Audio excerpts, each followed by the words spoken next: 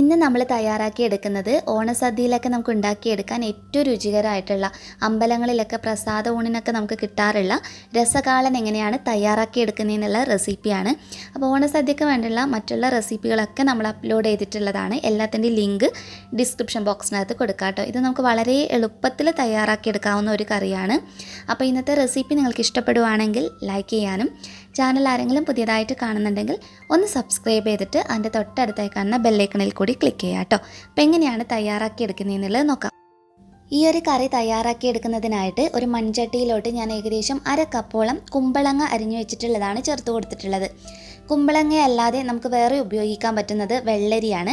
അപ്പോൾ അത് നിങ്ങളുടെ ഇഷ്ടത്തിനനുസരിച്ചിട്ട് ഉപയോഗിക്കാം. കുമ്പളങ്ങയോ വെള്ളരിയോ ഏത് വേണമെങ്കിലും ഇതിന് വേണ്ടിയിട്ട് ഉപയോഗിക്കാവുന്നതാണ് കേട്ടോ.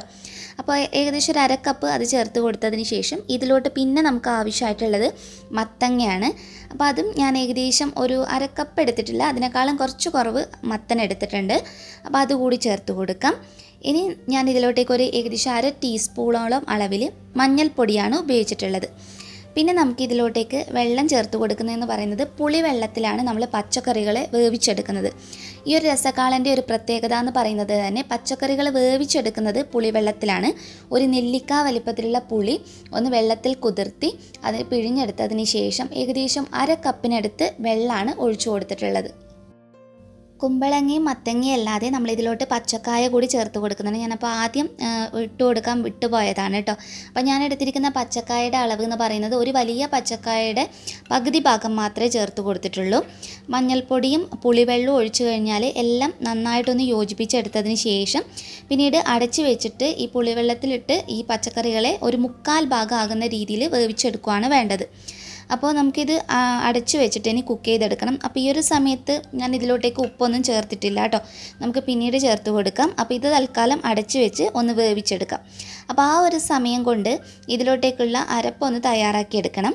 അപ്പോൾ മിക്സിയുടെ ചെറിയ ജാറിലോട്ട് ഞാനിവിടെ ഒരു 1/2 മുറി തേങ്ങ ചിരകിയതാണ് എടുത്തിട്ടുള്ളത്. ഇതിലോട്ട് നല്ല എരിവുള്ള 2 പച്ചമുളകാണ് എടുത്തിട്ടുള്ളത്. അതിൻ്റെ കൂടെ ഒരു 3-4 വറ്റൽമുളക് ഉപയോഗിക്കാം. ഒരു 2 പച്ചമുളക് എടുക്കുന്നുണ്ടെങ്കിൽ 4-5 വറ്റൽമുളക് വരെ നിങ്ങൾക്ക് ഉപയോഗിക്കാവുന്നതാണ്. ഇനി നിങ്ങളുടെ കയ്യിൽ വറ്റൽമുളകായിട്ട് ഇല്ല എന്നാണെങ്കിൽ ഇതിന് പകരം മുളക് പൊടി വെച്ചിട്ട് വേണമെങ്കിലും ചെയ്യാം. 1 ടീസ്പൂണോളം ഉപയോഗിച്ചാൽ മതി. പക്ഷേ എന്തുകൊണ്ട് ഈ ഒരു റെസിപ്പിക്ക് ഏറ്റവും രുചി കൊടുക്കണമെങ്കിൽ അത് വറ്റൽമുളക് വെച്ച് ചെയ്യുന്നത് തന്നെയായിരിക്കും നല്ലത്.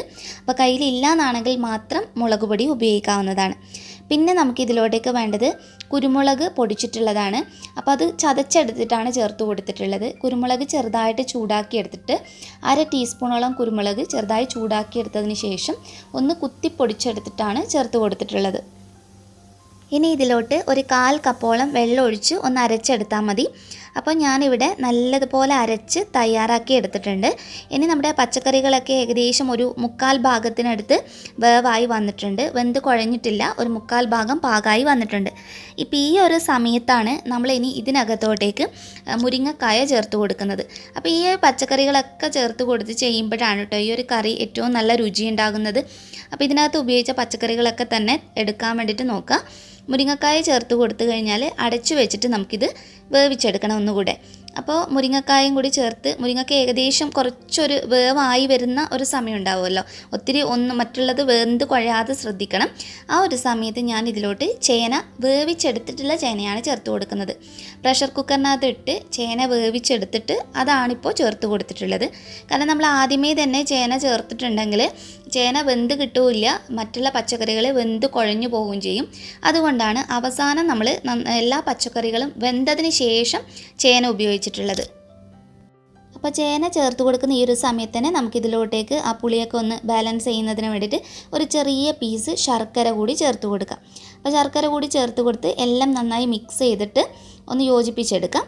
ഇപ്പോൾ ഇതിനകത്ത് ഇനിയിപ്പം എല്ലാം മുരിങ്ങക്കായൊക്കെ ഏകദേശം 1/4 ഭാഗത്തോളം വെന്ത് പാകമായിട്ടുണ്ട്. മറ്റുള്ള പച്ചക്കറികളൊക്കെ കറക്റ്റ് പാകമായി വന്നിട്ടുള്ളതാണ്. ഇനി നമുക്കിതിലോട്ടേക്ക് ആവശ്യമായിട്ടുള്ളത് നമ്മൾ നേരത്തെ അരച്ച് വെച്ചിരിക്കുന്ന തേങ്ങയുടെ മിക്സ് ഉണ്ടല്ലോ, ഇനി നമുക്കിതിനകത്തോട്ടേക്ക് ചേർത്ത് കൊടുക്കാം.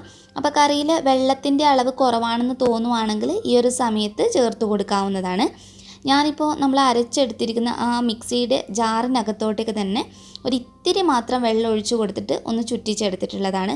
കൂടുതൽ അങ്ങ് ലൂസായി പോകണ്ട, അപ്പോഴാ ഒരു കഴിക്കാൻ ആ ഒരു കറക്റ്റ് ടേസ്റ്റ് കിട്ടില്ല. അതുപോലെ നമ്മൾ കറിയിലോട്ട് ഉപ്പ് ചേർത്തിട്ടുണ്ടായിരുന്നില്ല.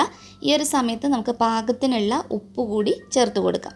തേങ്ങ ചേർത്ത് കഴിഞ്ഞ് കഴിഞ്ഞാൽ വെള്ളവും എല്ലാം നന്നായിട്ടൊന്ന് മിക്സ് ചെയ്തിട്ട് യോജിപ്പിച്ചെടുത്തിട്ട് ഉപ്പും അതുപോലെ തന്നെ നമ്മൾ ശർക്കര ചേർത്തിട്ടുള്ളതാണ്, അപ്പോൾ ആ മധുരം ഒക്കെ ഉള്ളതാണ്. അപ്പോൾ ഉപ്പൊക്കെ നോക്കിയിട്ട് ഒന്ന് അഡ്ജസ്റ്റ് ചെയ്യുക. എല്ലാം നന്നായിട്ട് മിക്സ് ചെയ്ത് യോജിപ്പിച്ചെടുത്ത ശേഷം വീണ്ടും അടച്ചു വെച്ചിട്ട് കുറച്ച് സമയം, അതായത് ആ തേങ്ങ ചേർത്തിട്ട് ഒന്ന് തിളച്ച് വരണം. പിന്നെ ഒത്തിരി സമയം നമ്മൾ കുക്ക് ചെയ്യേണ്ട ആവശ്യമില്ല, ഒന്ന് തിള വന്നു കഴിഞ്ഞാൽ മതി. നല്ലതുപോലെ തിള വന്നു കഴിഞ്ഞ് കഴിഞ്ഞാൽ ഇതിലോട്ടേക്ക് ഏകദേശം 1/2 ഗ്ലാസ്സിനടുത്ത് മോരാണ് ഒഴിച്ചു കൊടുക്കുന്നത്. ഒരു അത്യാവശ്യം പുളിയുള്ള മോര് ഉപയോഗിക്കുന്നതായിരിക്കും നല്ലത്. അപ്പം ഞാനൊരു ഒത്തിരി പുളിയുള്ള മോര് ഒഴിച്ചു കഴിഞ്ഞാൽ നമ്മൾ പുളിവെള്ളത്തിലാണ് ഓൾറെഡി പച്ചക്കറികളും വേവിച്ചെടുത്തിട്ടുള്ളത്, അപ്പോൾ ഭയങ്കര പുളിയായി പോകും. കുറച്ച് പുളിയുള്ള മോര് ഉപയോഗിക്കുന്നതായിരിക്കും നല്ലത്. എന്നിട്ട് എല്ലാം നന്നായിട്ടൊന്ന് മിക്സ് ചെയ്ത് യോജിപ്പിച്ചെടുക്കാം. മോര് ചേർത്ത് കഴിഞ്ഞാൽ എപ്പോഴും ഉപ്പ് ഒന്നുകൂടി നോക്കിയിട്ട് അഡ്ജസ്റ്റ് ചെയ്യാൻ വേണ്ടിയിട്ട് നോക്കാം. പിന്നെ നമ്മൾ മോര് ചേർത്ത് കഴിഞ്ഞാൽ ഒത്തിരി സമയം കറി ഒരിക്കലും തിളപ്പിച്ചെടുക്കരുത്. നമ്മൾ മിക്ക കറികളും ഉണ്ടാക്കുമ്പോൾ പറയുന്നതാണ്. എന്നാൽ കൂടി നമ്മൾ ഈ മോര് ചേർത്ത് കഴിഞ്ഞാൽ ചെറിയൊരു തിള വന്നാൽ മതി. ഇതിപ്പോൾ കണ്ടില്ലേ, ചെറുതായിട്ട് തിള വന്ന് തുടങ്ങിയിട്ടുണ്ട്. ഫ്ലെയിം ഓഫ് ചെയ്തിട്ടാണുള്ളത്, ചട്ടി ആയതുകൊണ്ടാണ് ഇങ്ങനെ തിളച്ച് വരുന്നത് പോലെ തോന്നുന്നത്. അപ്പോൾ ഇനി ചീനച്ചട്ടി വെച്ച് ഒന്ന് ചൂടായി വരുന്ന സമയത്ത് ഇതിലോട്ട് ഏകദേശം 1 ടേബിൾ സ്പൂണോളം വെളിച്ചെണ്ണ ഒഴിച്ചു കൊടുക്കുക. വെളിച്ചെണ്ണ നന്നായിട്ട് ചൂടായി വന്നു കഴിഞ്ഞാൽ 1/2 ടീസ്പൂൺ തുടങ്ങി 1 ടീസ്പൂൺ വരെ കടുക് ഇട്ടിട്ട് കടുകൊന്ന് പൊട്ടിച്ചെടുക്കണം. കടുക് പൊട്ടി വരുന്ന സമയത്ത് നമുക്കിതിലോട്ടേക്ക് 1-2 വറ്റൽമുളക് കൂടി ചേർത്ത് കൊടുത്തു കഴിഞ്ഞാൽ ഈ താളിച്ചത് നമുക്ക് നമ്മുടെ കറിക്കകത്തോട്ടേക്ക് ഒഴിച്ചു കൊടുക്കാം.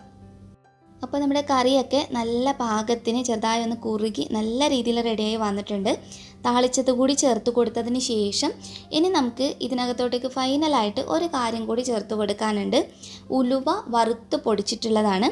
അപ്പോൾ ആ ഒരു നല്ല മണവും കാര്യങ്ങളൊക്കെ കിട്ടുന്നതിന് വേണ്ടിയിട്ട് ഇത്തിരി മാത്രം മതി. ഉലുവ ചെറുതായിട്ടൊന്ന് ചൂടാക്കിയിട്ട് ഒന്ന് കുത്തി പൊടിച്ചെടുത്തിട്ട് വേണം ചേർത്ത് കൊടുക്കാൻ വേണ്ടിയിട്ട്.